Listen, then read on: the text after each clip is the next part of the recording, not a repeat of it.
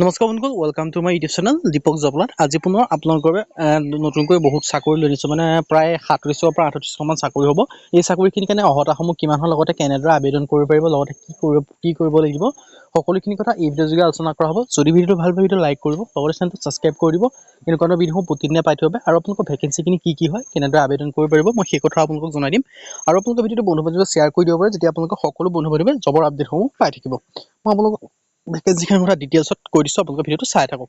ইয়াত আপোনালোকে দেখিছে SSC CSL ৰিক্ৰুটমেণ্ট 2024 কাৰণে আহিছে। CSSL exam online apply for 3712 vacancy হয়। আপোনালোকে দেখিব পাইছে 7/5/2024 মে' মাহৰ 7 তাৰিখলৈকে আপোনালোকে আবেদনসমূহ কৰিব পাৰিব।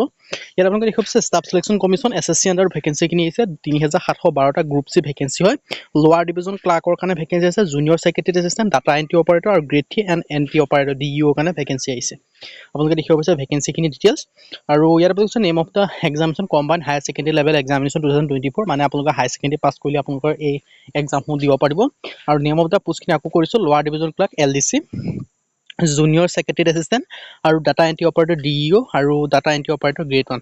টোটেল ভেকেঞ্চি আছে 3712টা এপ্ৰক্স, মানে পদখিনি বাঢ়িব পাৰে সম্ভাৱনা আছে। পে স্কেল আপোনালোকক দিয়া হ'ব 19,900 পৰা 63,200 টকা পৰ্যন্ত আৰু 29,200 পৰা 92,300 টকা পৰ্যন্ত আপোনালোকে পে স্কেলসমূহ পাব। লগতে পে লেভেল আপোনালোকৰ 4 25,500 পৰা 81,100 টকা পৰ্যন্ত পাব। ইলিজিবিলিটি ক্ৰাইটেৰিয়াসমূহ দেখিব পাইছে SSC কাৰণে 5 বছৰকৈ আপোনালোকৰ ইলিজিবিলিটি ক্ৰাইটেৰিয়া দেখিব পাইছে। বয়সৰ সময়সীমা 18 পৰা 27 বছৰলৈকে আপোনালোকৰ বয়সৰ সময়সীমাসমূহ দিয়া আছে। লগতে বয়সসমূহ গণনা কৰা হ'ব 1/8/2024 পৰ্যন্ত। আৰু এজ ৰিলেক্সেশ্যনসমূহ পাব SC কাৰণে 5 বছৰকৈ, OBC কাৰণে 3 বছৰ আৰু PWD কাৰণে 10 বছৰ, PW OBC কাৰণে 13 বছৰ, PW SC কাৰণে 15 বছৰকৈ আৰু EGM কাৰণে 3 বছৰকৈ এজ ৰিলেক্সেশ্যন পাব। এডুকেশ্যন কোৱালিফিকেশ্যন দেখিব পাইছে ডাটা এণ্ট্ৰি অপাৰেটৰ কাৰণে DEO DE কাৰণে grade 1 ministry of consumer affected পাব।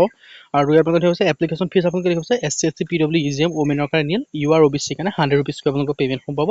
পে'মেণ্ট আপোনালোকৰ ভীম UPI যোগে হ'ব পাৰিব। হাউ টু এপ্লাই, এই ভেকেঞ্চিকেইটাৰ কাৰণে আবেদন কৰিবলৈ আপোনালোকে দেখিব পাইছে online registration, online application form, সেইখিনি এনেকৈ দি পেলাই আপোনালোকে আবেদনসমূহ কৰি ল'ব পাৰিব।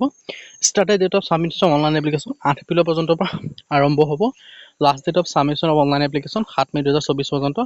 Date of combine higher secondary 10+2 June July 2024 পৰ্যন্ত আপোনালোকে আবেদনসমূহ কৰি ল'ব পাৰিব। আৰু ইয়াত আপোনালোকে দেখিব পাইছে কেনেদৰে আবেদন কৰিব পাৰিব, লগতে কি কৰিব লাগিব, সম্পূৰ্ণ ডিটেইলছ ইয়াত দিয়া আছে। আপোনালোকে চাই ল'ব পাৰে। স্কিম অফ CSL ৰিক্ৰুটমেণ্টৰ কাৰণে টায়াৰ 1 টায়াৰ 2 এনেদৰে আপোনালোকৰ এক্সামসমূহ অনুষ্ঠিত হ'ব। সকলোখিনি কথা দিয়া আছে, কিমানকৈ মাৰ্কৰ হ'ব, কিমান কি কথা। আৰু মই আপোনালোকক আকৌ এবাৰ কৈ দিছোঁ, এডুকেশ্যন কোৱালিফিকেশ্যন লাগিব মাত্ৰ 12 পাছ আৰু এজ লিমিট 18 পৰা 27 বছৰ, লগতে এজ ৰিলেক্সেশ্যনসমূহ পাব। SC SC কাৰণে 5 বছৰ, OBC কাৰণে 3 বছৰ, PW কাৰণে 15 বছৰকৈ। যদি ইণ্টাৰেষ্টেড দেন আপোনালোকে আবেদনসমূহ কৰি ল'ব পাৰে। আজি ভিডিঅ' মানে যদি ভিডিঅ' ভাল পালে লাইক কৰিব, লগতে চেনেলটো ছাবস্ক্ৰাইব কৰিব, এনেকুৱা ভিডিঅ' প্ৰতিদিনে পাই থাকিব। আজিলৈ ভিডিঅ'টো লগ পাম।